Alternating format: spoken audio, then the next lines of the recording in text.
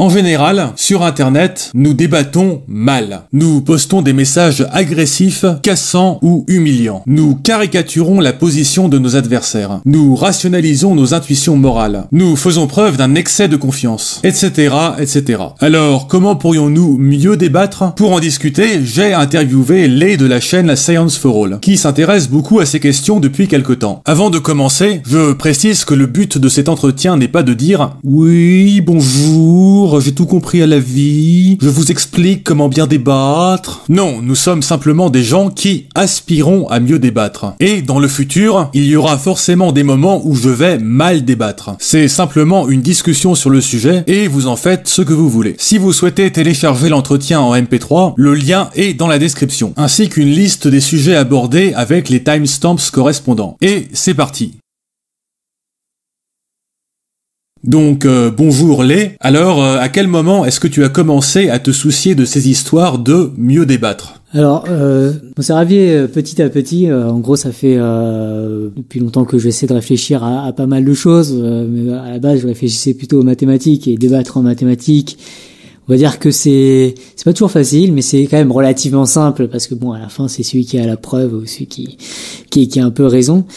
Et petit à petit, je me suis commencé à m'intéresser à des problèmes qui sortaient un peu des maths, notamment de plus en plus en faisant en fait de la vulgarisation et notamment en faisant ma série de vidéos sur la démocratie, où voilà, il y avait le problème d'être rationnellement irrationnel selon les mots de Bryan Caplan qui font que en fait souvent les débats autour des questions politiques se passent pas souvent très très bien.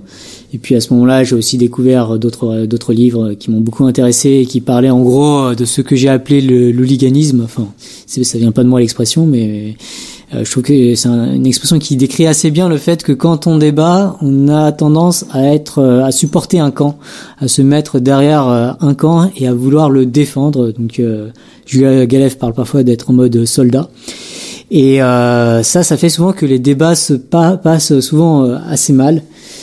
Et donc c'est pour ça que je commençais à me dire qu'en fait c'est assez embêtant qu'on arrive souvent, on a beaucoup de mal souvent à bien débattre. Et puis plus je réfléchissais à la question, plus j'en suis venu ensuite à des questions d'intelligence artificielle où là en fait c'est entre experts du domaine où les débats sont vraiment très très mauvais.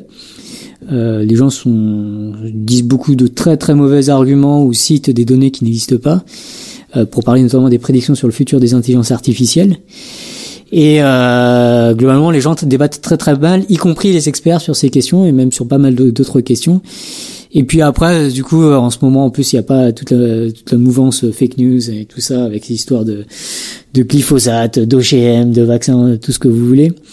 Et sur tous ces débats que je vois régulièrement apparaître sur YouTube, sur Twitter plutôt que sur YouTube, mais également sur YouTube, mais en particulier sur Twitter, des gens très intelligents, très brillants, qui sont, qui en tout cas se pensent du bon côté et que je pense du bon côté, en fait débattent très très très mal et j'ai l'impression qu'ils font beaucoup plus de mal que de bien.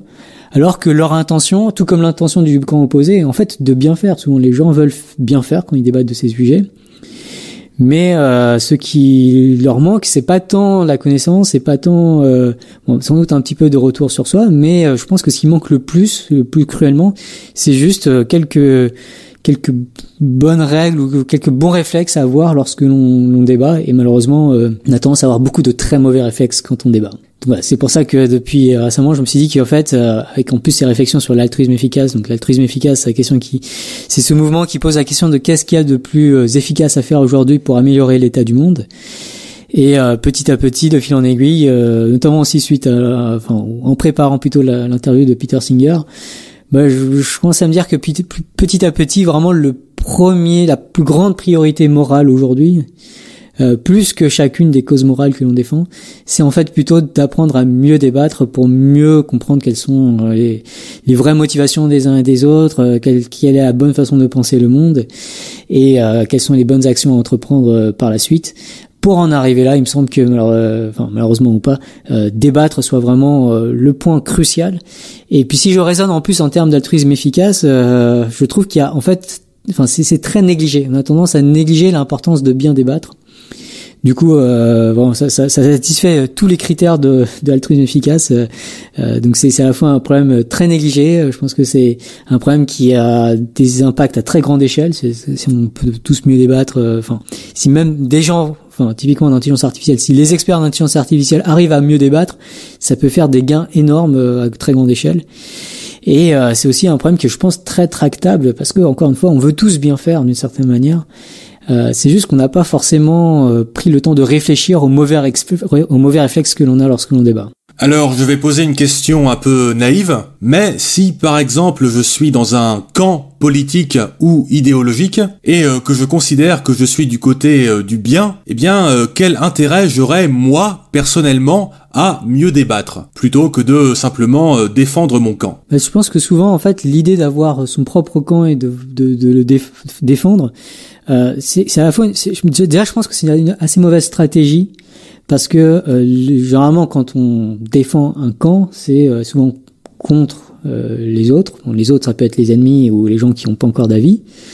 Et souvent se proclamer comme étant d'un clan, c'est déjà annoncer qu'on va être un peu biaisé, qu'on risque de faire de la rationalisation, qu'on risque d'avoir un raisonnement motivé, d'avoir des mauvais réflexes de débat. Donc déjà, c'est un mauvais signal à envoyer. J'ai l'impression qu'il vaut mieux, lorsqu'on débat, de ne pas annoncer son camp, même si on en a un, et essayer juste de défendre les idées du camp sans forcément faire appel à son camp. Je pense il me semble que c'est plus convaincant, ça se débat, et je suis loin d'avoir suffisamment de données pour pouvoir affirmer ça à 100%, mais il me semble que c'est déjà une meilleure stratégie de débat. Déjà. Ensuite, et je pense que c'est le plus important en fait, lorsqu'on annonce qu'on est dans un camp, en fait, on se catalogue dans ce camp. Et il y a beaucoup de recherches en psychologie qui est expérimentale, qui montrent que dès qu'on s'identifie à un camp, on va immédiatement s'identifier, on va vouloir en fait défendre les idées du camp juste parce qu'on s'est annoncé dans ce camp, même si ces idées sont pas en fait nos idées à la base. Donc il y a beaucoup de phénomènes notamment de polarisation des groupes, dont j'ai déjà parlé dans pas mal de mes vidéos.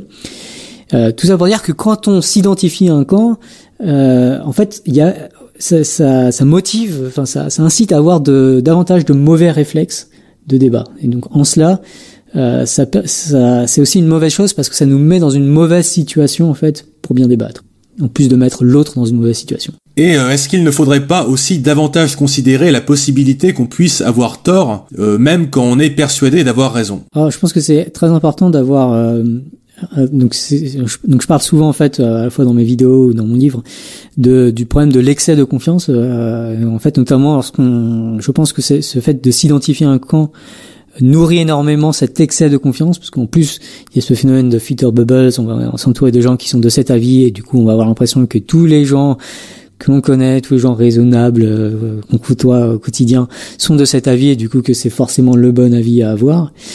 Et en plus, souvent, les médias, les réseaux sociaux surtout font que ça empire parce qu'on va avoir uniquement du cherry picking des erreurs du côté opposé. Du coup, on va un peu diaboliser le côté opposé. On va considérer qu'il est méchant ou qu'il est mauvais très rapidement.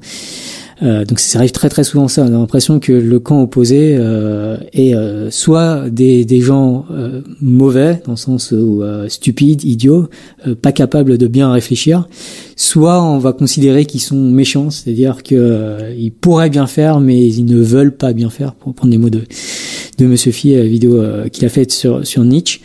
Donc tout ça fait qu'en fait on va après être assez rapidement en excès de confiance, être convaincu qu'on est dans le bon camp, et pas forcément prendre de recul et se poser la question peut-être que les choses sont plus compliquées que ce que l'on croit, et peut-être que surtout des gens très intelligents sont dans le camp opposé, et même très très très probablement même sur des questions où a priori il y a un consensus scientifique. Je pense que il y a dans le camp opposé au consensus scientifique des gens qui sont en fait très intelligents, quoi. Donc c'est très éduqués en tout cas, ça c'est clairement très bienveillant également. Et tout ça pour dire que le camp opposé, c'est pas juste des gens stupides. Et le fait qu'on n'est pas capable de se rendre compte qu'il est possible d'être intelligent et dans le côté opposé est vraiment une forme d'excès de confiance. Et faut, je pense, vraiment essayer de se détacher de cet excès de confiance et se dire que voilà, il y a des gens intelligents dans le camp opposé. Et puis, peut-être se poser la question de quelles sont les données auxquelles ils ont été exposés. Et puis peut-être que, enfin, justement, sans doute que nous aussi, si on avait été exposés dans ces mêmes conditions aux mêmes données, on serait arrivé à la même conclusion qu'eux.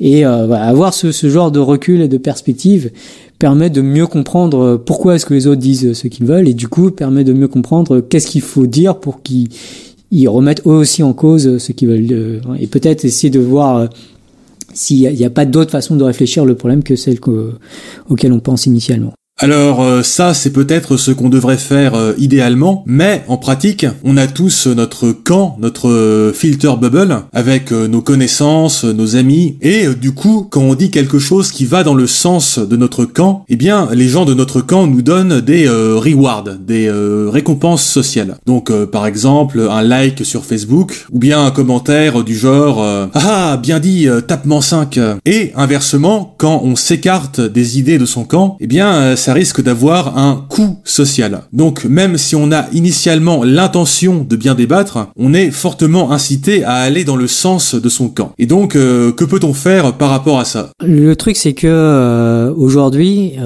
parce qu'on n'a pas conscience de l'importance de bien débattre, je pense, on a tendance à favoriser les idées plutôt que la manière de débattre. Je pense que c'est vraiment un réflexe que tout le monde a, quasiment tout le monde a en tout cas, que je vois énormément en tout cas sur les réseaux sociaux.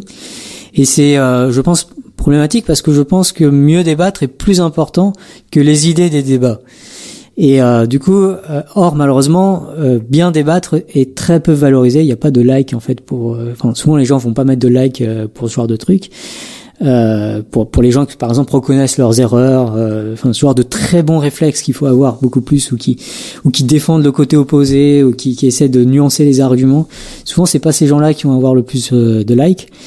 Et c'est pour ça que ce que j'ai essayé de faire là, très récemment en plus sur Twitter, c'est essayer de lancer un hashtag débattons mieux et un autre hashtag joli débat XD, où l'idée c'est essayer d'encourager ou de donner justement ce genre de reward social qui je pense est sociaux, qui est vraiment très important je pense, pour essayer d'encourager les gens à mieux débattre. Et ouais, aujourd'hui j'ai tendance à essayer de plus valoriser un commentaire qui me semble être un bon réflexe de débat, même si les arguments sont pas les plus convaincants qui soient, et même si les idées qui sont défendues sont pas les plus incroyables qui soient. Je pense que c'est plus important de valoriser ces bons réflexes de débat que les idées elles-mêmes des débats. Ok, et donc du coup, l'idée ce serait un peu de créer, entre guillemets, un camp des gens qui débattent bien. Donc le camp écolo, par exemple, va soutenir ceux qui disent des trucs écolos, le camp libertarien va soutenir ceux qui disent des trucs libertariens, etc. Et là, le camp bien débattre soutiendrait et encouragerait ceux qui débattent bien, quelles que soient leurs idées. Et inversement, on leur mettrait peut-être une petite tape sur les doigts quand ils débattent mal. Alors exactement, alors chez les gens quand ils débattent mal, ça m'arrive fait assez régulièrement, mais je fais pas ça en public, j'essaie d'éviter de faire ça en public parce que voilà, ça c'est quelque chose qui va nourrir souvent l'hooliganisme, et c'est un peu compliqué après d'avoir des débats constructifs. Mais ça m'arrive assez souvent en fait en privé à dire des gens que j'admire par ailleurs dont j'admire les idées, mais voilà, parfois en privé je leur dis voilà, cette façon de débattre, je trouve que c'est vraiment pas correct, que c'est vraiment pas utile, que voilà. Donc je pense que c'est important aussi de shamer ces gens-là, mais plutôt peut-être plus en privé qu'en public. Après, je pense que ça serait vraiment bien qu'il y ait beaucoup plus de reward public. Et bon voilà, je peux pas être responsable de tous ces rewards publics. Donc je pense que ça serait bien de cultiver toute une culture qui valorise vraiment plus les bonnes façons de débattre que les contenus des débats. Et j'aimerais voir vraiment beaucoup plus de gens qui like et qui retweetent des gens qui par exemple reconnaissent qu'ils ont mal débattu à tel ou tel endroit, ou qui essaient ou alors qui essaient de calmer le jeu, de reposer un peu plus les débats, et puis surtout d'être bienveillant lorsque l'on débat. Donc je pense que c'est un truc qui grossit petit à petit. Je vois des gens aussi partager ce genre de réflexion que j'ai, ou qui se mettent à se féliciter parfois. J'ai vu ça une ou deux fois sur Twitter. Des gens débattre et à la fin du débat dire merci de ce débat, c'était très intéressant. J'aimerais voir ça plus souvent. C'est des trucs c'est valoriser la façon de bien débattre. Je pense que c'est devenu vraiment important aujourd'hui. Et est-ce qu'on ne pourrait pas réconcilier d'une part le fait d'avoir des idées très marquées sur un sujet donné et d'autre part le fait de bien débattre? Parce que si un bon débat a davantage tendance à valoriser les idées les plus justes et les plus pertinentes, et que par ailleurs on pense que nos idées sont justes et pertinentes, eh bien on devrait être confiant sur le fait qu'un bon débat va favoriser nos idées. Donc si on est confiant quant à la justesse de nos idées, on devrait logiquement avoir intérêt à mieux débattre et à encourager son interlocuteur à mieux débattre.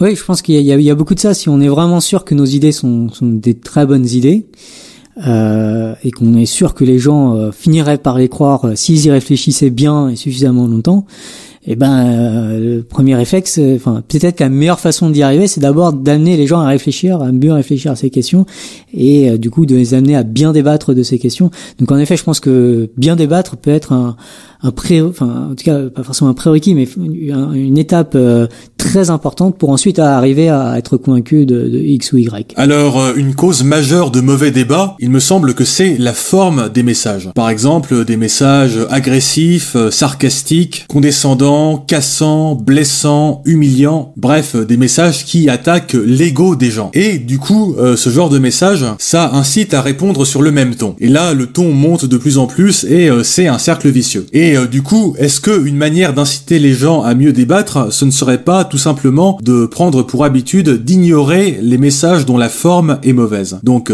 quel que soit le contenu. Donc en gros, si la forme du message est mauvaise, j'y réponds pas. Et donc, au bout d'un moment, si les gens voient qu'on ignore leur message, ils seront obligés de faire un effort sur la forme s'ils veulent discuter. Oui, je pense que en effet ça c'est justement parmi les réflexes de débat que j'aimerais encourager, c'est essayer d'être conscient de l'impact d'un commentaire.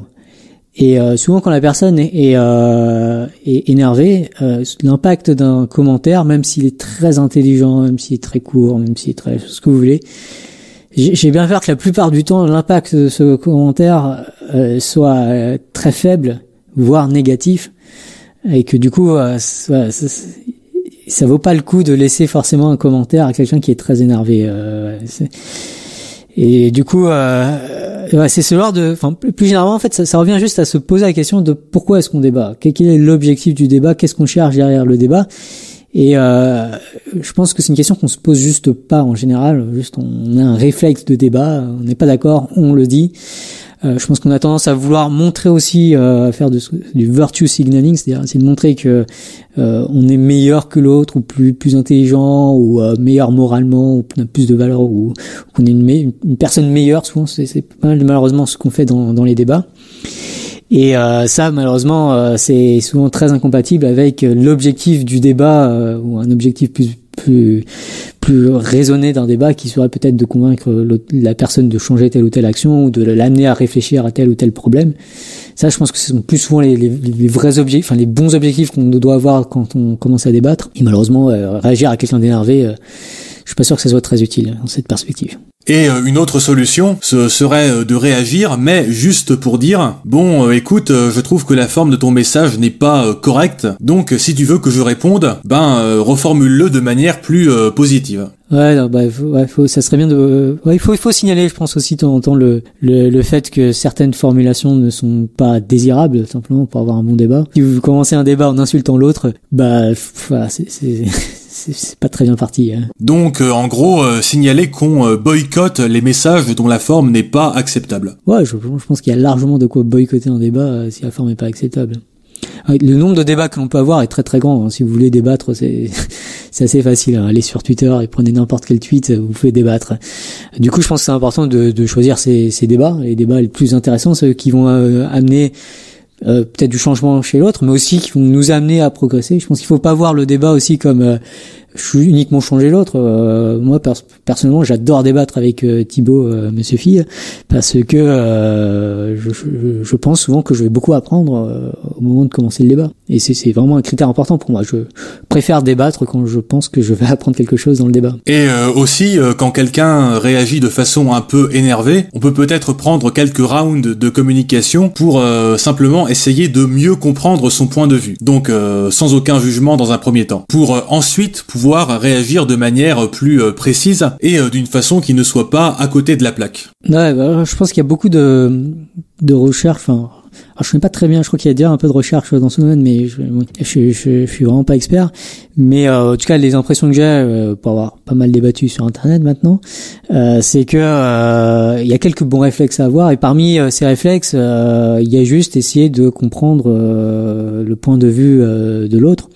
Ce qui est assez embêtant, c'est que ça prend souvent du temps.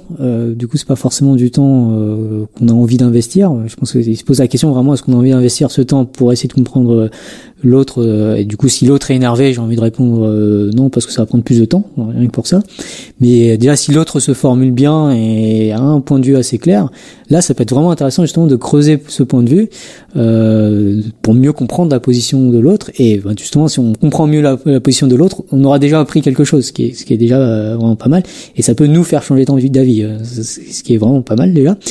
Et puis une fois qu'on a mieux compris l'avis de l'autre, ses arguments, ses raisonnements, on est aussi mieux capable d'argumenter contre l'autre, ou enfin si on veut argumenter contre l'autre, et du coup de savoir quels sont les points faibles de son raisonnement et ainsi de suite. Donc je pense que ouais, c'est très important. Et on pourrait aussi se dire que bon, ok, ça sert pas à grand chose de changer l'avis de une personne sur Internet parce que ça demande beaucoup d'énergie et au final c'est juste une goutte d'eau dans l'océan. Mais par contre, si on échange avec cette personne simplement pour essayer de mieux comprendre son point de vue, eh bien ça peut être beaucoup plus intéressant pour nous parce que de cette manière, on va mieux comprendre le point de vue de cette personne, ok, mais aussi des personnes qui sont dans son camp et qui pensent comme elle. Et du coup, à l'avenir, on pourra répondre à ce type de personnes de façon beaucoup plus précise, plus rigoureuse, plus construite. Oui, je suis tout à fait d'accord avec ça. Tu veux que je répète ce que tu as dit, parce que tu l'as très bien dit. Et puisqu'on parle de la forme, sur un sujet un peu plus anecdotique, donc avant tu étais un grand fan de John Oliver, qui présente l'émission américaine Last Week Tonight, et à présent tu es beaucoup moins fan. Et donc, que s'est-il passé ? Alors John Oliver, ouais, j'étais très très fan de John Oliver il y a peut-être 2 ans, ou 1 an ou 2 ans, en tout cas il y a un petit bout de temps. Avant l'élection de Trump, donc il y a plus de 2 ans. Notamment, il y avait des vidéos vraiment super sur, notamment une où il avait interviewé Edward Snowden sur les problèmes de surveillance. C'était vraiment très très intéressant. Et ouais, j'étais vraiment fan de John Oliver. Et je pense que ce qui s'est passé au cours des 2 dernières années, qui m'ont fait alors, complètement changer pour le coup. Maintenant, je trouve John Oliver très problématique. Ce qui m'a fait pas mal changer d'avis, il y a 2 choses. La première, c'est que je trouve que John Oliver aborde beaucoup plus des sujets, enfin notamment des sujets d'actualité politique et notamment un personnage en particulier, Donald Trump. Et il y a beaucoup d'attaques ad hominem, mais beaucoup de méchanceté, je trouve, dans la manière de parler de John Oliver. Puis bon, l'autre chose, c'est je pense que j'ai été juste beaucoup plus sensible à ça. Voilà, je pense avoir pris du recul au cours de ces 2 dernières années et essayer de mesurer un peu plus l'impact de John Oliver. Et en fait, voilà, même sur sa vidéo sur les sciences, qui est vraiment pas mal globalement, il y a beaucoup d'arguments dans le fond. Par contre, dans la forme, je trouve qu'elle est vraiment problématique. Il y a vraiment une espèce il y a une condescendance sarcastique permanente dans le show. Enfin, c'est un petit peu le thème de l'idée du show, quoi. C'est vraiment on s'acharne sur quelques personnes souvent, ou un groupe de personnes, ou alors on va voir vers une personne sur une personne en particulier. Et on essaie de montrer qu'elle est complètement stupide, idiote, débile. Et ça, je trouve que c'est vraiment très très très très très problématique. Ça normalise une très mauvaise façon de débattre.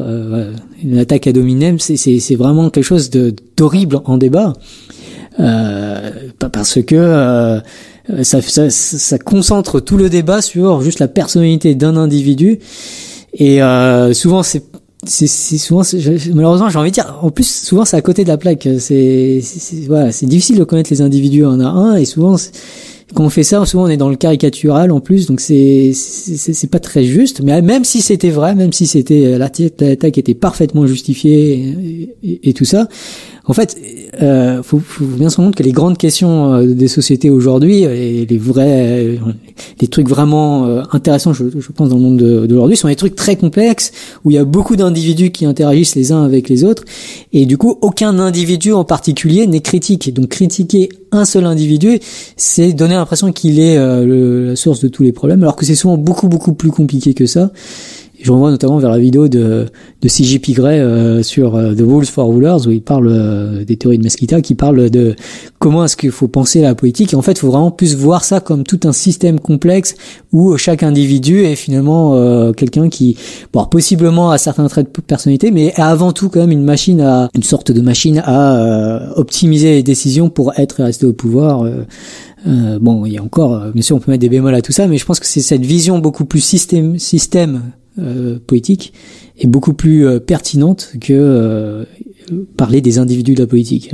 Et donc, un principe qu'on pourrait tirer de ça, ce serait d'essayer de focaliser le débat sur les idées et pas sur les personnes, ce qui permettrait notamment d'éviter les attaques ad hominem, et donc d'éviter que la personne se sente personnellement visée et risque de mal réagir. Ouais, c'est ça. Il faut vraiment faire attention à ne pas faire trop sortir les individus, quoi, en gros, parce que dès qu'on parle des individus, en plus on est beaucoup plus hooligan rapidement quand on parle des individus ou des groupes d'individus, hein, les camps politiques typiquement, on a tendance à être beaucoup plus rapidement hooligan, et du coup donc quand on est hooligan, donc en fait apparemment il y a des études neuroscientifiques là-dessus, en fait on bloque certaines parties du cerveau pour alimenter davantage les parties du cerveau qui correspondent plus en fait au combat, à la violence.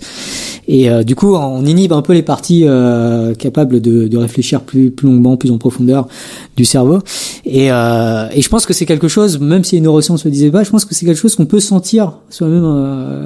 Quand on a un débat un petit peu chaud, on sent qu'on est un peu plus sur la défensive ou plus prêt à attaquer, à réagir à n'importe quoi, et à partir au quart de tour, quoi, en gros. Et on est moins dans la réflexion posée, sereine, calme.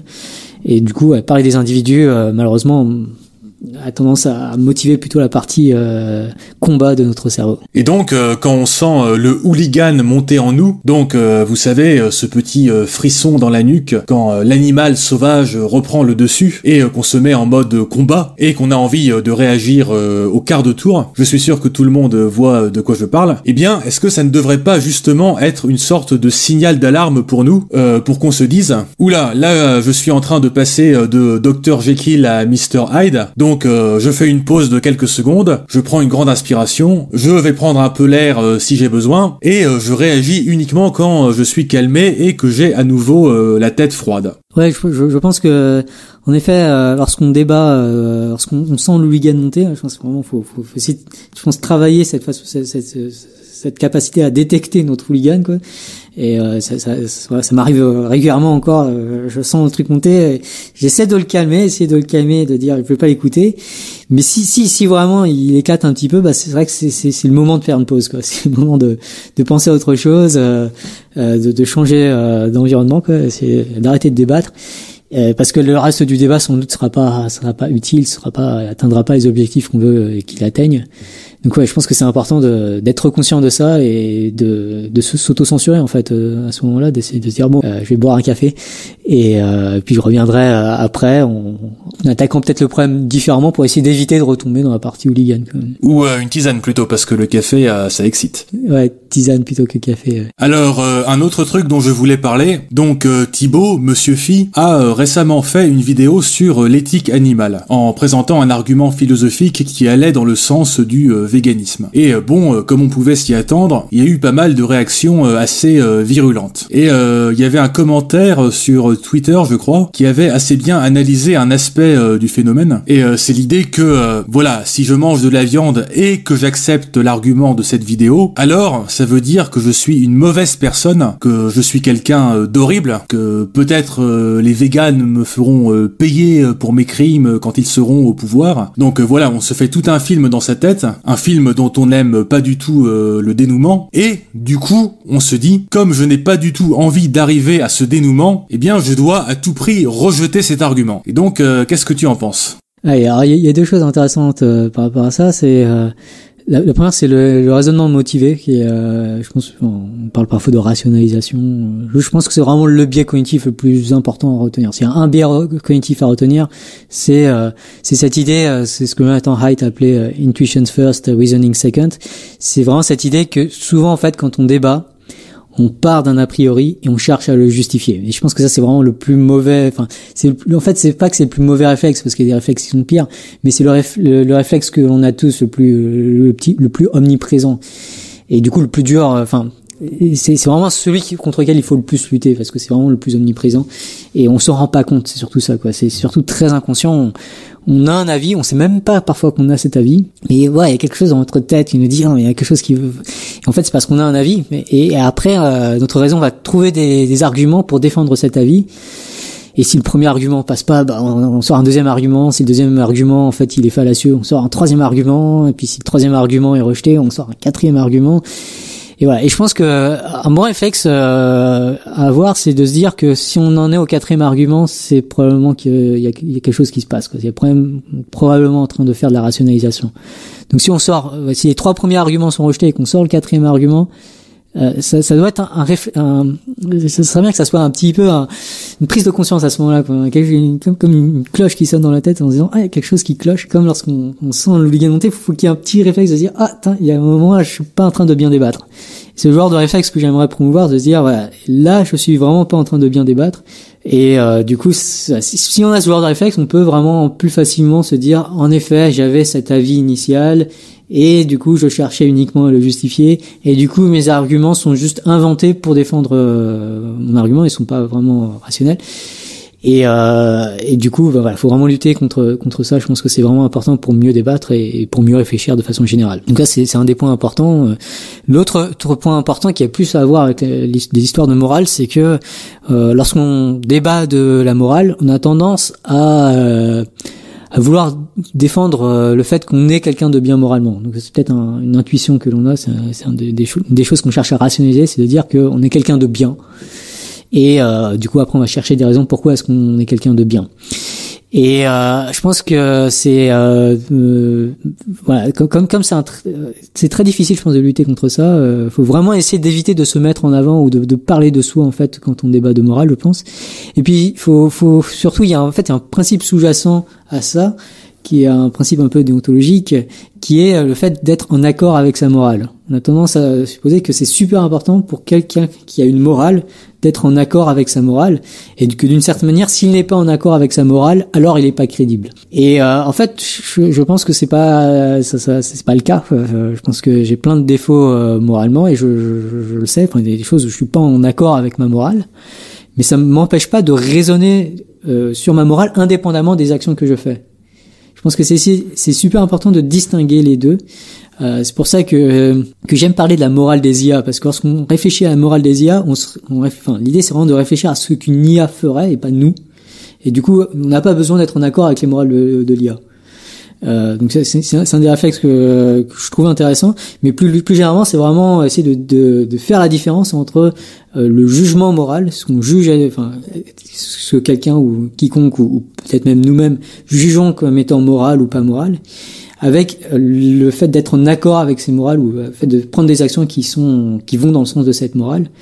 Voilà, pour plein de raisons aujourd'hui, je prends pas des actions qui sont complètement conformes avec ma morale, tout simplement parce que déjà parce que ça a un coût individuel.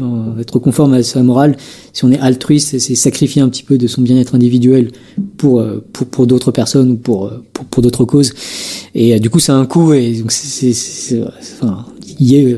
on peut justifier le fait que j'ai pas envie de dépenser ce coût pour l'action morale. C'est pas forcément une bonne chose, mais voilà, c'est une explication de pourquoi est-ce que je suis pas en accord avec ma morale. Et puis l'autre raison qui est peut-être plus importante, c'est juste que j'ai pas assez réfléchi à ma morale. Et d'une certaine manière, le travail de réflexion sur la morale est préalable à un changement de comportement pour aller dans le sens de cette morale. Donc voilà, c'est un autre truc aussi. Je me sens pas le devoir tout de suite d'être conforme à mes valeurs morales d'aujourd'hui, parce que je suis pas sûr de mes valeurs morales d'aujourd'hui. J'essaie encore de les travailler, de les raffiner, de mieux les comprendre. Et tant qu'il y a cette incertitude, c'est pas grave si je suis vraiment en accord avec les principes que j'ai aujourd'hui, quoi. C'est un petit peu ça l'idée, quoi. Mais bon, petit à petit, ça serait bien que j'évolue dans ma façon de faire pour être plus en accord avec ma morale. Mais j'ai envie de dire, ça sera dans un second temps. Et c'est pas grave si aujourd'hui je suis pas, en tout cas, je pense que c'est pas grave si aujourd'hui je suis pas tout à fait en accord avec mes principes, enfin, avec ma morale. Et du coup, quand on débat de questions morales un peu touchy, est-ce qu'un bon réflexe, ce ne serait pas, dans un premier temps, au moins, de se placer en dehors du débat, donc comme si on n'était pas concerné par les implications morales de tout cela, afin de pouvoir réfléchir et donner son avis de manière plus neutre et plus dépassionnée. On peut pas être complètement en dehors de, donc par exemple, si on fait une expérience de pensée, expérience de Bugatti ou le trop les problèmes, enfin, lorsqu'on fait des expériences de pensée de philosophie morale, on peut pas être complètement en dehors puisque quelque part on teste notre jugement moral. Donc il faut que le jugement moral soit présent, mais il faut imaginer que notre individu moral, la personne qui par exemple va agir dans le trop les problèmes, dans le problème du wagon, il faut imaginer que cette personne c'est pas nous, on n'a pas besoin, on n'est pas dans cette situation, nous. Alors, pour dire ça différemment, on pourrait imaginer que c'est une sorte de copie de nous-mêmes, donc, je ne sais pas, une simulation informatique de notre cerveau, par exemple, et donc, on sait comment cette copie de nous-mêmes va réagir dans telle ou telle situation, mais on ne sera pas directement concerné par les implications morales du problème. Ouais, et en tout cas, notre job dans les expériences de pensée de philosophie morale, c'est pas d'agir, c'est uniquement de donner des valeurs morales, de donner un jugement moral sur telle action était plus désirable que telle autre action et ainsi de suite. Mais indépendamment de ce que nous on aurait fait, quoi. C'est un petit peu, donc c'est assez subtil et c'est pas facile au début, mais je pense que c'est important de séparer les jugements moraux des actions morales que l'on entreprend. Alors, ok, on peut essayer de faire ça dans un premier temps, mais dans un deuxième temps, il va falloir recoller les morceaux entre nos réflexions morales et nos actions dans la vraie vie. Et à ce moment-là, ça risque d'être un petit peu douloureux. Et du coup, l'anticipation de ce moment où il faudra recoller les morceaux entre sa morale et ses actions, eh bien, ça risque de nous angoisser, de nous bloquer, et donc de nous empêcher de réfléchir de façon neutre et dépassionnée. Et du coup, qu'est-ce que tu conseillerais aux gens de faire par rapport à ça? Très probablement, si vous réfléchissez davantage à vos jugements moraux et que vous travaillez vraiment, vous y réfléchissez, vous vous rendrez compte que les actions que vous entreprenez aujourd'hui sont pas en conforme avec ces valeurs morales travaillées. C'est normal parce que vous les connaissez pas encore d'une certaine manière. Il faut y avoir réfléchi pour les découvrir. Donc, je sais pas si ça aide, mais très probablement, vous serez pas une personne morale selon vos propres valeurs morales une fois qu'elles auront été travaillées. Et c'est pas grave, ça arrivera à tout le monde. Vous ne serez pas pire qu'un autre, j'ai envie de dire. Donc c'est vraiment important de dissocier ensuite ce que vous faites aujourd'hui, enfin de dissocier d'abord plutôt ce que vous faites aujourd'hui des jugements moraux que vous cherchez à mieux porter, quoi, à optimiser. Et ensuite, dans un second temps, vous pourrez réfléchir à que faire pour être plus en accord avec vos découvertes sur la philosophie morale. Mais il faut vraiment que ça soit dans un second temps. Il faut absolument pas que ça vienne s'entremêler avec vos réflexions sur les jugements moraux, je pense. Alors justement, j'ai l'impression que aujourd'hui, on valorise socialement le fait d'avoir des actions conformes à sa morale. Alors à première vue, ça peut avoir l'air d'une bonne idée parce qu'on peut se dire que ça va pousser les gens à avoir des actions plus morales. Sauf que en pratique, c'est plutôt l'inverse qui se produit. C'est-à-dire que ça va pousser beaucoup de gens à adopter une morale qui colle à leurs actions, et souvent de façon un peu irrationnelle. Et donc, du coup, peut-être qu'on devrait arrêter de mettre cette pression sociale de cohérence entre la morale et les actions, et au contraire, encourager les gens à réfléchir aux questions morales sans se mettre eux-mêmes dans l'équation. Parce que sur le long terme, ça pourrait leur permettre de développer une meilleure morale et finalement de l'adopter. Exactement, je pense que, pour le dire un peu différemment, je pense que réfléchir aux jugements moraux, à la philosophie morale, est une priorité sur entreprendre des actions morales. Donc c'est assez contre-intuitif et c'est ultra perturbant, mais je pense que c'est vraiment la conclusion. Si vous lisez Peter Singer, si vous lisez un petit peu de philosophie morale, vous écoutez un peu Thibaut, en fait, réfléchir à la morale est bien plus important que d'entreprendre des actions morales, puisque les actions que vous entreprenez aujourd'hui, ça se trouve, vous auriez pu, en ayant réfléchi un petit peu, faire des actions qui sont beaucoup plus morales, beaucoup plus efficaces, bien meilleures, Et puis ça se trouve, vous découvrir en fait que les actions morales que vous pensez morales aujourd'hui, que vous entreprenez, sont en fait soit pas si bonnes, voire limite mauvaises, quoi. Donc, bon, par exemple, Peter Singer dans son livre parlait de l'exemple de donner de l'argent à des œuvres caritatives, enfin en fait dans un musée d'art concrètement. Ça paraît être une bonne action et vous pouvez dire, moi, j'entreprends cette action, je suis quelqu'un de moralement bien. Et en fait, le fait d'avoir entrepris l'action avant avoir vraiment bien réfléchi à la morale fait que votre action est enfin dans ce cas-là, d'après Singer, est même négative. Donc voilà, donc je pense que réfléchir à la morale est bien plus important qu'entreprendre des actions morales aujourd'hui. C'est largement une plus grande priorité morale. Et malheureusement, c'est quelque chose de très peu valorisé socialement aujourd'hui. En fait, même c'est pire que ça, c'est que moi aujourd'hui, quand je parle de morale sur ma chaîne, j'ai l'impression de faire chier tout le monde, quoi. C'est assez horrible, quoi. Et c'est vraiment pas valorisé que de réfléchir à la morale. Les gens préfèrent ne pas réfléchir à la morale. Enfin, et quand on les force, quand on les amène à se poser des questions morales, les gens ont tendance à ne pas vous valoriser socialement, en tout cas, pour les faire réfléchir à la morale. Donc voilà, je pense que vraiment la priorité morale aujourd'hui, c'est de réfléchir à la morale, aux jugements moraux, plutôt qu'entreprendre des actions morales. Et pour bien réfléchir à la morale, en fait, tout comme lorsqu'on fait de la recherche en mathématiques ou dans n'importe quel domaine, c'est super important de s'entourer d'une communauté et de dialoguer, de lancer des idées, d'échanger, quoi, et du coup d'avoir des espaces de discussion morale. Et c'est quelque chose d'extrêmement difficile, quoi. En gros, avec vos amis, ce sera sans doute un échec. Enfin, c'est très très difficile d'avoir des bonnes discussions morales. À moins que vos amis soient vraiment intéressés par ces questions. Souvent, c'est très très très très difficile. Et du coup, ce que j'aimerais voir, mais c'est super difficile et j'ai pas de bon plan pour y arriver, c'est l'organisation d'espaces de discussion sur comment bien réfléchir, comment mieux débattre et se poser des questions de philosophie morale également. Sur Internet, je suis pas sûr qu'il y ait énormément de place aujourd'hui. Enfin, à ma connaissance, en gros, il y a pas beaucoup de place. Les commentaires des vidéos de Thibaut peut-être et Twitter, mais Twitter est pas idéal. Et puis dans la vraie vie aussi, je pense que c'est important d'organiser ça. Par exemple, il y a des mouvements comme Altruisme Efficace qui organisent de temps en temps des rencontres ou des événements comme ça pour parler. Je pense que ça serait bien que ça se démocratise, c'est pas forcément le mot, mais que ça se fasse de plus en plus des espèces de cafés philo à gauche à droite où vous pouvez organiser des soirées entre amis pour vraiment dire le but c'est vraiment mieux parler, mieux débattre. Et petit à petit, peut-être qu'avec des mouvements comme ça, Altruisme Efficace, c'est intéressant, ça se lance de plus en plus dans des universités, dans le genre où il y a des gens qui vont se réunir pour essayer de réfléchir à ça, et c'est super important en fait, c'est ultra important, et voilà, j'aimerais voir plus de projets comme ça. Donc ça se développe petit à petit. Peut-être que vous pouvez, ceux qui écoutent peuvent organiser ce genre de trucs également. Et pour finir, il y a l'histoire de la modestie épistémique. Peut-être que tu peux rappeler brièvement ce que c'est. Donc la modestie épistémique, c'est vraiment l'idée que lorsqu'on dit quelque chose, on n'est pas en excès de confiance, et puis surtout on ne le dit pas de manière autoritaire, comme si on était sûr d'avoir raison. Et en fait, c'est lié à l'excès de confiance de façon générale, mais ça correspond en fait en pratique à commencer vos phrases par il me semble que, ou je pense que, ou je me trompe peut-être, mais blablabla. Et je pense que c'est ultra indispensable de mettre ces degrés de ces signaux de modestie épistémique pour pouvoir insister sur parfois c'est juste intéressant parce que il y a des questions sur lesquelles en fait c'est normal de pas avoir d'avis tranché, et c'est une façon de le souligner. Donc, par exemple, quelle est la prochaine mesure à faire pour garantir la sécurité des IA?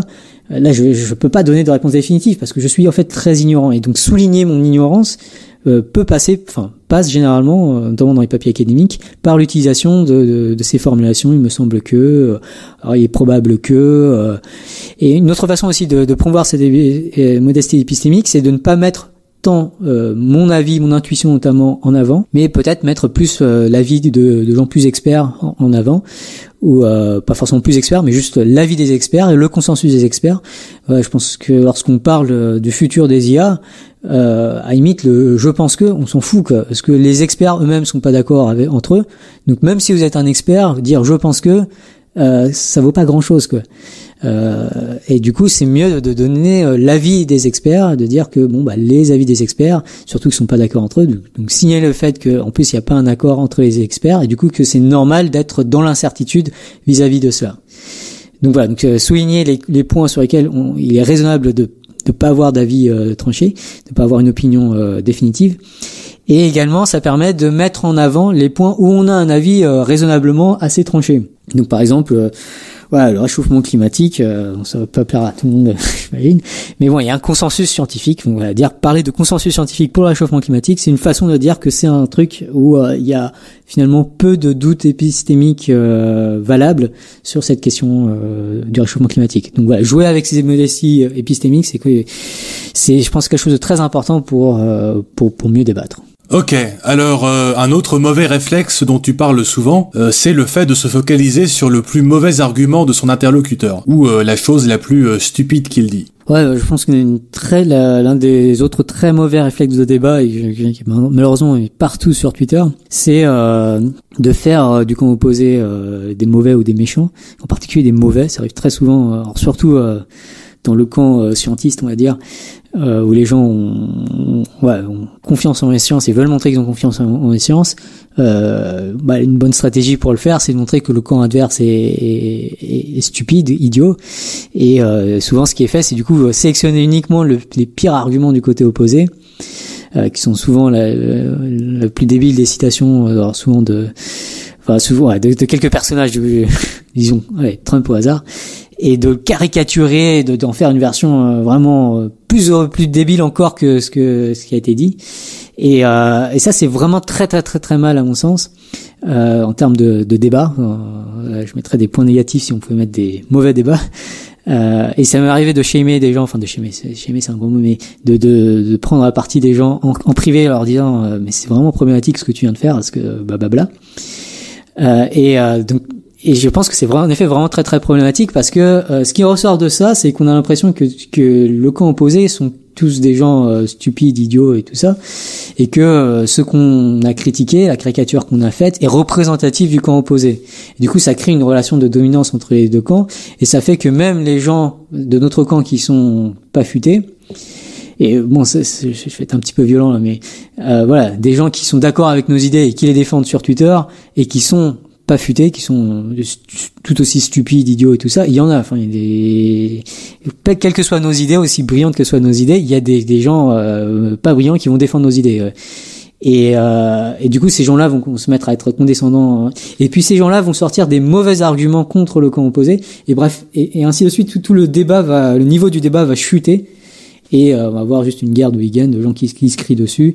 Et surtout, tous les arguments intelligents qu'il pourrait y avoir dans ce débat vont être complètement ignorés dans une pollution globale. Et un autre truc qu'on valorise socialement, c'est le fait de casser quelqu'un. Genre, le mec, tu l'as détruit, tu l'as assassiné, tu l'as mis en PLS. Ouais, typiquement le genre de... Ouais, on a tendance à penser qu'en débat, en fait, le but c'est de gagner et de casser l'adversaire.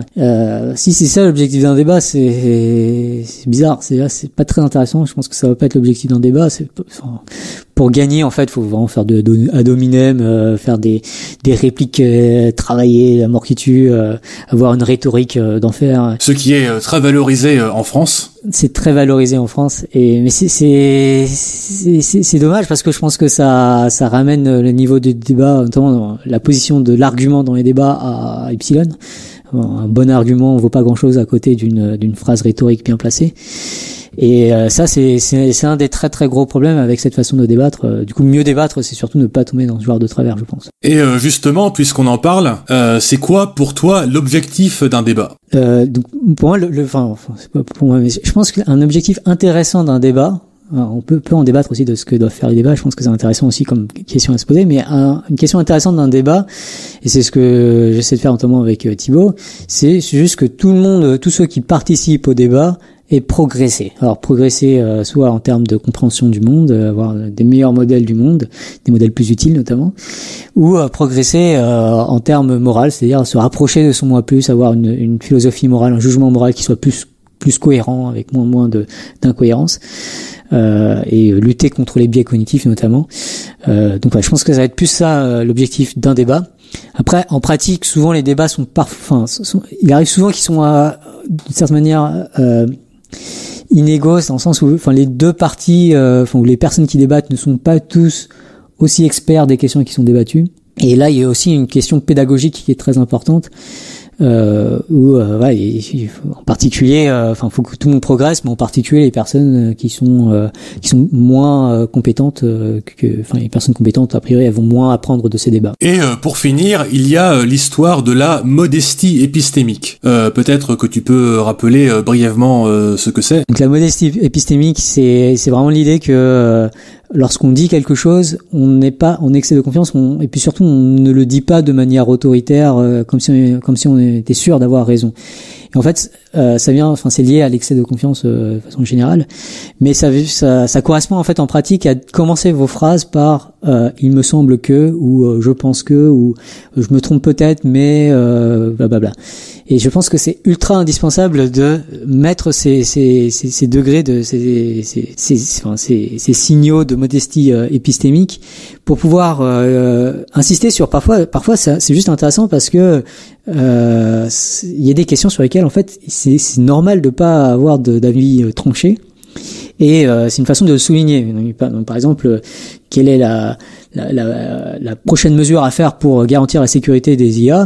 Là, je peux pas donner de réponse définitive parce que je suis en fait très ignorant. Et donc souligner mon ignorance passe généralement, notamment dans les papiers académiques, par l'utilisation de ces formulations. Il me semble que, il est probable que. Et une autre façon aussi de promouvoir cette modestie épistémique, c'est de ne pas mettre tant mon avis, mon intuition notamment en avant, mais peut-être mettre plus l'avis de gens plus experts en avant, ou pas forcément plus experts, mais juste l'avis des experts et le consensus des experts. Je pense que lorsqu'on parle du futur des IA, à limite je pense que on s'en fout quoi, parce que les experts eux-mêmes sont pas d'accord entre eux. Donc même si vous êtes un expert, dire je pense que ça vaut pas grand-chose quoi. Et du coup, c'est mieux de donner l'avis des experts, de dire que les avis des experts, surtout qu'ils sont pas d'accord entre eux, donc signer le fait que en plus il n'y a pas un accord entre les experts et du coup que c'est normal d'être dans l'incertitude vis-à-vis de cela. Donc voilà, souligner les points sur lesquels il est raisonnable de pas avoir d'avis tranché, de pas avoir une opinion définitive. Et également, ça permet de mettre en avant les points où on a un avis raisonnablement assez tranché. Donc par exemple, le réchauffement climatique, ça va pas plaire à tout le monde, j'imagine. Mais bon, il y a un consensus scientifique. Donc, on va dire parler de consensus scientifique pour le réchauffement climatique, c'est une façon de dire que c'est un truc où il y a finalement peu de doutes épistémiques valables sur cette question du réchauffement climatique. Donc voilà, jouer avec ces modesties épistémiques, c'est, je pense, quelque chose de très important pour mieux débattre. Et un autre truc, c'est que si on n'utilise pas ces marqueurs de prudence et de modestie, eh bien notre interlocuteur risque de nous trouver arrogants ou trop confiants, et ça risque de faire monter le ton de la discussion. Oui, tout à fait. Lorsqu'on dit je pense que, d'ailleurs on passe, je pense que c'est encore moyen, mais il me semble que, je trouve une très belle formulation. Lorsqu'on dit il me semble que, on est beaucoup moins en termes d'autorité, dans l'arrogance. Ça évite que l'autre soit dans une position défensive, ça évite d'éveiller l'hooligan en l'autre. Donc ça permet d'initier un climat de débat qui soit beaucoup plus dans la bienveillance. Surtout si vous dites je me trompe peut-être, mais il me semble que, mais ça c'est génial parce que là vraiment l'autre va percevoir la discussion comme quelque chose de constructif, quelque chose qu'il veut voir. Et donc ce genre de réflexe est vraiment très important pour bien débattre. Malheureusement c'est pas un réflexe très courant et il faut juste l'acquérir. C'est pas très difficile à acquérir, il faut juste prendre l'habitude de se dire je vais commencer mes phrases par il me semble que, ou je me trompe peut-être, mais il me semble que, ça serait vraiment idéal. Et puis une autre raison pour laquelle c'est très important, c'est que si on dit il me semble que, c'est beaucoup plus facile ensuite de revenir sur ce qu'on a dit. Parce qu'on a tendance quand on a un débat, à prendre une position et puis à la défendre. C'est la rationalisation, le raisonnement motivé. Alors que si je dis je me trompe peut-être, mais il me semblait que, et que l'autre me dit non, mais en fait j'ai pas mal étudié la question et en fait blablabla. Là, ok, c'est bon, je change d'avis. Et il y a aucun, vous aurez aucun problème à changer d'avis puisque vous avez dit je me trompe peut-être. Donc juste se mettre dans cette configuration de débat, dans cette situation où on dit ça va nous permettre de mieux débattre et de pas tomber dans les pièges des débats. Et puisqu'on parlait d'incentives sociaux tout à l'heure, j'ai l'impression qu'on a tendance à se moquer des gens qui changent d'avis, parce que ça revient à admettre qu'on a eu tort, qu'on a été idiot. Et est-ce qu'on ne devrait pas, au contraire, valoriser socialement le fait de changer d'avis, le fait d'avoir été capable de mettre à jour ses croyances avec de nouvelles informations? Ouais, tout à fait. On valorise pas assez le fait d'avoir tort. Et à la limite, enfin, à l'inverse, il y a beaucoup de gens qui se complaisent à dire j'avais raison. Enfin, c'est une phrase assez courante. J'avais raison, on aime dire ça. Ou j'ai raison plutôt que j'avais raison, on parle plus au présent. Et en fait, dire j'ai raison, c'est se donner des récompenses qui sont pas forcément les bonnes en termes de mieux débattre. Et plutôt que dire j'ai raison, ça vient aussi du virtue signaling, c'est de se montrer meilleur que les autres et tout ça. Et ouais, je pense que c'est des très mauvais réflexes de débat. Et plutôt que de dire ça, essayer de dire je m'étais trompé, avec un sourire quoi. C'est ce que si on s'est trompé, c'est qu'on a appris, enfin et qu'on peut progresser. Et je pense que c'est l'objectif des débats. Alors on approche de la fin, on a parlé de pas mal de trucs, mais du coup, comment est-ce qu'on pourrait développer cette communauté de gens qui aspirent à mieux débattre, la faire grandir? D'ailleurs, j'aimerais dire à tous ceux qui écoutent déjà que c'est des gens cool puisqu'ils en sont venus jusqu'ici. Je sais pas si c'est à la fin du podcast, mais ça fait pas mal de temps.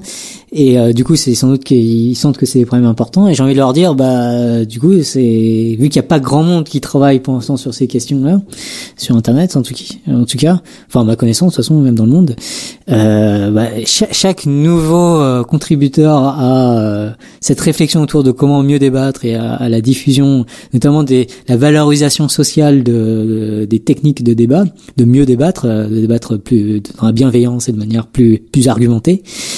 Chaque nouveau contributeur va avoir un effet assez important quoi, parce que on passe de 0 à 1 ou de 1 à 2 ou de 2 à 3. Et là, c'est des effets importants, donc c'est vraiment important que de propager ça. Je pense qu'il faut que ça se développe de proche en poche. Là, sur Twitter, j'ai silencé le débat, le hashtag débattons mieux, mais ouais, faut que ça soit repris par d'autres personnes, ça serait bien. En tout cas, si vous pensez que mieux débattre, c'est important. Et petit à petit, il y a quand même pas rien. Je pense que Monsieur Phi et Christophe de Hygiène Mentale font déjà pas mal des choses qui vont dans ce sens. Je pense que au niveau mondial, en fait, pour moi, il y a une superstar, c'est Julia Galef que je trouve incroyablement génial dans ce genre de truc, notamment à la fois en podcast ou en vidéo YouTube.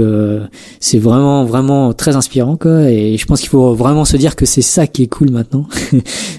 Casser l'adversaire, c'est pas cool, mais je pense qu'il faut que ça se développe. Donc il y a toute la communauté Effective Altruism, il y a le podcast 80,000 Hours qui fait ça très très bien aussi, qui fait beaucoup de réflexions autour de ça. Faut que ça devienne un truc cool et un truc encore plus cool que les sciences quoi. Je pense que c'est plus important que les sciences, donc faudrait que ça devienne plus important que les sciences et qu'on se définisse d'abord comme aspirant meilleur débatteur plutôt que avant de se déclarer scientifique. Mais ouais, c'est vraiment de valoriser, de mettre des likes et de retweeter des gens qui ont ces bons réflexes de débat, qui disent qu'ils se sont trompés ou des choses dans le genre, et parfois prendre un petit peu à partie, possible en privé plutôt, des gens qui étaient trop fiers d'avoir cassé un truc et qui se vantent d'avoir cassé, d'avoir sorti une phrase choc et dire que la phrase choc c'est pas forcément ce qui fait avancer le débat. Donc je pense que tout ça c'est important. Je pense qu'en gros les trucs qui marchent bien en ce moment c'est surtout des messages via Twitter et puis surtout sur YouTube ou en podcast. En particulier, je trouve que le format podcast est vraiment bien, ou le format discussion là sur YouTube est vraiment bien pour ça. Donc notamment Julia Galef est vraiment impressionnant dans son podcast, dans sa manière de parler. C'est très très inspirant. Et on essaie de faire ça aussi sur Axiom avec Thibaut ou en ce moment là avec Alex. Je pense que c'est très important tout ça. Et s'il y a d'autres podcasts qui se lancent et qui sont dans cet état d'esprit aussi, je pense que ça serait très agréable à écouter. Il y a un million de choses à dire. J'ai l'impression on a juste à peine abordé le sujet. Il y a tellement de choses à dire. Et du coup, si vous avez un pote qui trouve que c'est important, n'hésitez pas à mettre un smartphone entre vous deux et à vous enregistrer en train de parler et à mettre ça sur en podcast. Au pire, au moins vous aurez parlé entre vous, vous aurez sans doute eu des discussions qui j'espère seront intéressantes. Au mieux, ça va inspirer d'autres personnes à faire de même. Donc, j'aimerais voir ce genre de truc plus se développer. Et puis, si vous lancez votre podcast de discussion autour de ces sujets, envoyez-le moi. Je serais ravi de l'écouter. Donc, on arrive à la fin. Est-ce que tu pourrais récapituler les points qui te semblent importants? Donc aujourd'hui on a parlé de pas mal de choses que je trouve vraiment importantes. Je pense que c'est important de dire que aussi je suis un peu encore au début de mes réflexions et je pense avoir dit des choses qui sont pas forcément gravées dans le marbre et qui sont pas vraiment très justes. Et je pense que c'est important qu'on réfléchisse ensemble à pas mal de ces choses, prendre le temps de bien débattre autour de comment mieux débattre. Mais je pense qu'il y a quand même des points aussi sur lesquels on a commencé à avoir pas mal d'expérience, collectivement, notamment les chercheurs en psychologie, sur toutes ces notions. Et du coup, on peut quand même souligner 3 points importants. Le premier, c'est le problème de la rationalisation. Enfin, c'est un peu trois signaux que vous pouvez essayer de détecter dans vous-même, dans la manière dont vous débattez, pour vous dire, oh là, je suis en train de faire un truc qui est pas bien au niveau du débat, et que du coup, il faudrait que je corrige un petit peu. C'est petites corrections incrémentales au fur et à mesure qui vont faire que on va tous progresser en termes de débat. Et, le premier, je pense que c'est vraiment le truc le plus récurrent, le plus important, parce que c'est le plus difficile aussi, et c'est le plus omniprésent. C'est la rationalisation, c'est le truc que l'on fait tout le temps, c'est on a tendance toujours à avoir un avis et à vouloir le défendre, et surtout on est très inconscient de ça. Donc essayez d'être à l'écoute de vous-même, essayez de ressentir la manière dont vous présentez vos arguments, dont vous débattez, pour vous demander si, est-ce que vous n'êtes pas en train de finalement avoir une position que vous ne savez pas encore que vous avez, mais vous allez vous en rendre compte. Et est-ce que vous n'êtes pas juste en train d'essayer de la justifier par tous les moyens? Donc ça, c'est la rationalisation. On appelle aussi ça le raisonnement motivé. Et c'est le piège dans lequel on tombe le plus souvent. Donc je pense que c'est important de se demander, est-ce qu'on n'est pas en train de rationaliser? Et typiquement, si vous avez sorti un premier argument qui a été rejeté, un deuxième argument qui a été rejeté, un troisième argument qui a été rejeté, très probablement, si vous voulez sortir un quatrième argument, c'est que vous êtes en train de faire de la rationalisation. Donc ça, c'est un des points importants. Un autre point qui est très important aussi, c'est l'hooliganisme. Je pense qu'il faut vraiment essayer d'être conscient de notre niveau de sérénité au moment du débat. Et si on sent qu'on est un peu agité, qu'on a envie de réagir un peu à n'importe quoi, c'est que on n'est plus dans un état d'esprit serein. On n'utilise plus forcément la partie du cerveau qui est plus lente, qui est plus le système 2 de Daniel Kahneman, et on passe un peu plus en mode hooligan. Et à ce moment-là, c'est important de le détecter et essayer de soit calmer notre hooligan, de se dire je vais pas écouter mon hooligan, je vais me calmer, voire simplement d'arrêter de débattre en disant écoute là je suis pas bon pour débattre, je veux pas pouvoir bien débattre là, je suis désolé. Du coup, arrêter le débat, c'est peut-être mieux comme ça plutôt que d'essayer de s'énerver l'un et l'autre et d'avoir un débat qui sert pas à grand chose et qui a même sans doute des effets plutôt négatifs. Et enfin, le troisième point important, c'est le problème de la modestie épistémique. Si vous dites votre avis sans dire que c'est seulement votre avis, comme si c'était une vérité absolue, c'est que vous êtes en erreur de modestie épistémique. En tout cas, il faut vraiment y prêter attention. Et pour lutter contre ça, il faut s'habituer à commencer ces phrases par il me semble que. Enfin, l'idéal, c'est vraiment je me trompe peut-être, mais il me semble que. Même si vous êtes quasiment sûr de vous, parfois c'est utile de faire ça parce que ça va avoir plus d'effet sur la réaction de l'autre que dire en fait tu te trompes, blablabla. Donc c'est 3 points importants, donc la rationalisation, l'hooliganisme et la modestie épistémique. Je pense que c'est 3 réflexes que je pense assez importants pour mieux débattre, mais bien sûr il y a encore sans doute beaucoup plus de réflexions à avoir, et du coup je vous invite vraiment à réfléchir globalement comment mieux débattre. Donc merci Lé, je rappelle que tu as publié un livre de philosophie de la connaissance et plus récemment un article sur comment programmer la morale des IA, et que tu publies toujours une vidéo par semaine sur l'intelligence artificielle. Tous les liens sont dans la description. Merci d'avoir écouté cet entretien, n'hésitez pas à liker, partager et à vous abonner en mettant la cloche. Et pour en savoir plus, cliquez sur le lien dans la description. À la prochaine.